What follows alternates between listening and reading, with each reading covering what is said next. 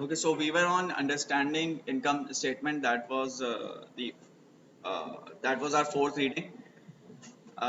We discussed components and format. Then we moved on to revenue recognition policies and convergence in standards. Then we discussed different types of revenue recognition and profit recognition, or profit realization or profit recording policies or standards that included percentage of completion method. Then method used if outcome cannot be reliably measured, then completed contract method, then installment sales method and cost recovery methods. Then we moved on to gross reporting, discussing the differences between gross reporting and net reporting and what should be used in what kind of scenarios. Then we moved on to expense recognition, in which we discussed the principles of expense recognition, that is matching principle and period cost, and the key areas to look at in the expenses of the income, expenses part of the income statement of a company.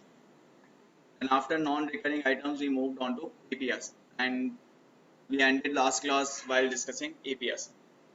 So within EPS, we discussed basic EPS and diluted EPS. What is the diluted EPS? Anyone? Sorry? Less than basic EPS. So diluted EPS is calculated assuming that any convertible securities have been converted into common stock, and it has to be lower than basic EPS. Within this, we did different examples, and one example was left only. That is diluted. Last example for diluted EPS was left. That was for anti-dilutive securities. So just for revision, let's do this example. For the year ended 31st December 2009, Dim Cool Utility Company had net income of 1.75 million. The company had an average 500 shares of common stock outstanding, 200 shares of convertible preferred, and no other potentially dilutive securities. Each share of preferred pays a dividend of $10 per share, and each is convertible into 3 shares of the company's common stock. What was the company's basic and diluted EPS? What is the formula for basic EPS? Net income minus preferred dividend divided by number of outstanding shares. So net income is 1.75 million. Preferred dividends are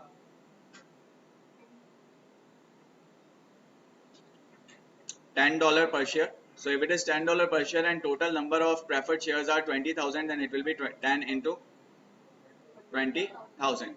That is 200,000. So preferred dividends are 200,000 and net income is 1.75 million. Formula is net income minus preferred dividend divided by number of shares outstanding. So 1,750,000 minus 200,000 divided by number of outstanding shares, that is 500,000. What is the answer? 3.1. So this is basic EPS.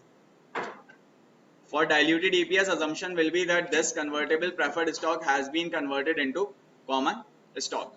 So if it gets converted into common stock, no dividend will be paid on this stock or on these shares.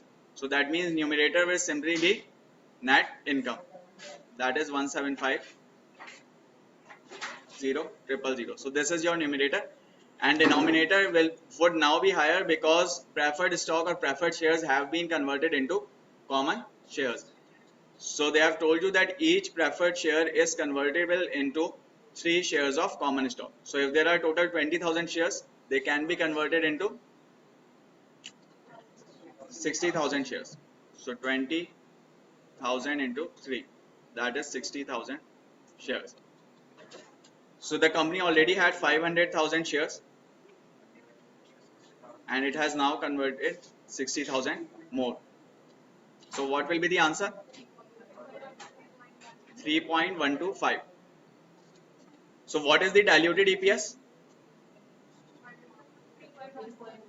Sorry, 3.1. Diluted EPS would always be the lower of the two. So diluted EPS has to be 3.1. These type of securities that causes anti-dilution are known as anti-dilutive securities. That is, if you consider them or assume that they have been converted, they would lead to an increase in EPS and not a decrease. They are known as anti-dilutive securities.